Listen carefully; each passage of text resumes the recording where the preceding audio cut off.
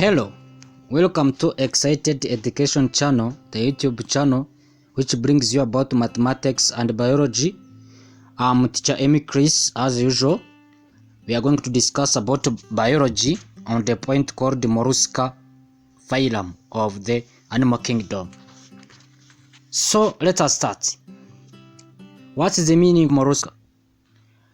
Mollusca is the one phylum of the animal kingdom, and Mollusca is the second large group of animals.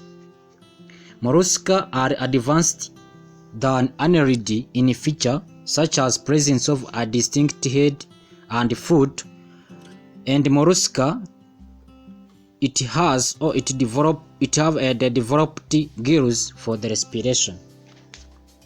We are going to discuss about different features or different characteristics of the Mollusca phylum as the phylum of the animal kingdom. Let us advance on, and starting with the Mollusca are the bilateral symmetrical soft body and segmented animals.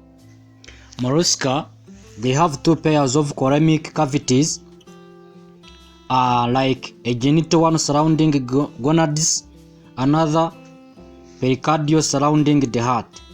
The general body cavity is filled with blood and is called hymocore. As in arthropods, their body presents several characteristic zones. Those several characteristic zones includes a head, a muscular mucous foot, a mantle secreting calcareous and proteinic shell, and lastly is a cavity below the mantle with gills, which means respiratory organs, which is called cytinidia, and the chemoreceptor organ, which is called osphadia, anus, genital, and urinary openings. So Mollusca are bilateral symmetrical. Mollusca are very soft bodied and segmented animals. The body is distinguished into head, foot, viscerals, mass, and mantle. So the mantle secreted a shell, and the space between the mantle and the body wall is known as mantle cavity. So you have to know that the mantle those shells that have the capability to secrete the mantle cavity, the body wall of between those mantles, or that space between those mantles. The mollusca have gill or cytinidia for respiration, which are located in the mantle cavity. So the alimentary canal is well developed and coiled. Most mollusca have a rasping tongue like. So dear students, we are describing the different features or different characteristics of the mollusca as the introduction, and its features. So mollusca show a lacunar type of circulatory system in which this is a dorsal heart and a few blood vessel excretion is done through one or two pair of kidney. So dear students, what you have to make a recall is the circulatory system of the mollusca. It's very important and it is very examinable in national exams. You have to note that how you can describe the circulatory system of the mollusca, this excretion, its fertilization, and its reproduction. For the part of circulatory system, we find that it is when there is a dorsal heart and a few blood vessels, and while for the excretion, it is done through one or two pair of kidney. And you have to know that in its fertilization, the sexes are separated in mollusca, and the fertilization may be internal or external. And you have to note also about the nervous system of the mollusca. For part of nervous system in mollusca comprises of pair, cephalic, pleural, pedal, and visceral ganglia. Mollusca also shows the presence of sensory organs such as eye and tentacles. For the part of nervous system, you have to know that they have at least three parts within pairs, where we find the cephalic, pleural, pedal, and visceral ganglia. And you have to know that there is a presence of sensory organ like eye and tentacles in mollusca as a phylum. So the phylum Mollusca is divided into 6 classes, but especially likely to talk about 3 classes, which includes gastropoda, pericypoda, cephalopoda as like 3 classes, but there are another 4 classes in order to make it 6, at least 7. So by explaining one by one, for the class gastropoda, it is the one class in the mollusca as the animal kingdom phylum, and in this gastropoda it includes all, especially those gastropoda are almost terrestrial and aquatic molluscs. And for instance, for those gastropoda, for examples are like snails, slugs, wrinkles. At least those 3 examples are very enough. And you have to know that in gastropoda, their body is symmetrical because of the twisting of the visceral mass in the spiral shape of the shell. You have to take care of this. Anybody can ask you why the gastropoda class of the mollusca are symmetrical. You have to know that this is because they are twisting, or they have twisting of the visceral mass in the spiral shape of the shell.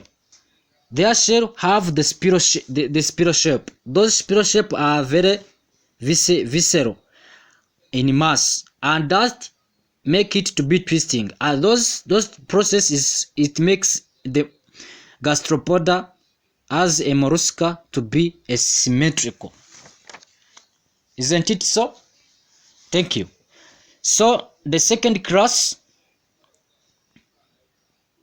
in those 3 main, it is called pericypoda. Pericypoda, you have to take care of it. And also, let us take an instance for the molluscs that we find in this class called the pericypoda, like bivalves such as muscles, clams, and oysters. They are typically borrower in mud and sand and show bilateral symmetry. For it, they show bilateral symmetry, and they are especially found in mud and even in sand. This is a class called pericypoda, and there are some example of it is clams, muscles, and oysters. You have to know it and to note this. So another class of mollusca is cephalopoda, the third class in that main 3 classes. So for the part of cephalopoda, we find that in cephalopoda it includes octopus and squids as example of cephalopoda, and they are adapted for swimming and are active animals which with well-developed sense organ and nervous system. For this cephalopoda, they have cephalus, and the cephalus are the part of the sensory organ in nervous system. So for this class, for cephalopoda, we found that they are like, for instance, octopus and squids, and they are adapted for swimming. Simply means they are free living in water and ponds. So they are well developed in sensitives. So this is the third class of the cephalopoda. third class of the mollusca, which is called the cephalopoda. And you have to know that the different molluscs have different roles and different importance. As you see, there's different molluscs that are used as food for living organisms like human being, and they act as the biological diversity. If biological researchers want to talk about mollusca, they have the big role in the process of classification of living organism, and even to take a case study for it, they act as the scientific study key. So mollusca, it's simply like it ends like here, but let us and invite you all, ask you to allow me to outline those another 4 remaining classes, and those includes the class Monoplacophora. For the class Monoplacophora, for short notes, formerly classified among gastropoda because of their shell made of only one part but having a perfect bilateral symmetry.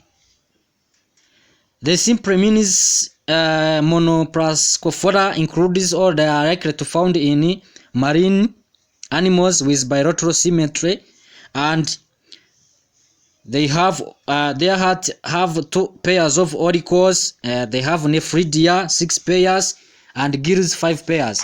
And another class is called a Placophora. Yes, they have most ciliated slits, pedal groove, and coel cavity. The another class is called Polyplacophora, and for it, the nervous system is an amphineal type, i.e., no concentration of nervous cords in ganglia. Another class is called Scaphopoda, symmetrical and dorsoventral elongated body. So for the another class is called Lamella branchiata. These are like bivalvia. And another one is those three are that I mentioned: the first, gastropoda, cephalopoda, and the other third. So dear students, thank you. I think this is our end of the today's module. I would like to invite each and everybody to make subscribe for this channel and take this activity clearly, work in groups, and try to discuss these questions. It is very important. Describe circulatory system in mollusca. What is the, and you have to understand how is the nervous system of the mollusca arranged in its similar, and you have to know that if it is similar for that of annelids. Thank you for watching me.